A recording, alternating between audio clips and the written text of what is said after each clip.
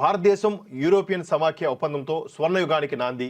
రక్షణ టెక్నాలజీ రంగాల్లో స్పెయిన్తో సంబంధం మరింత బలోపేతం.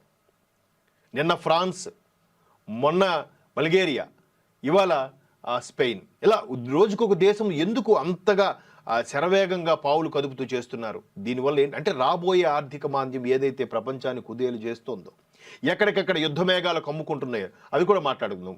రేపు ఇరాను అమెరికా మధ్య కూడా యుద్ధ మేఘాలు కమ్ముకుంటున్నాయి.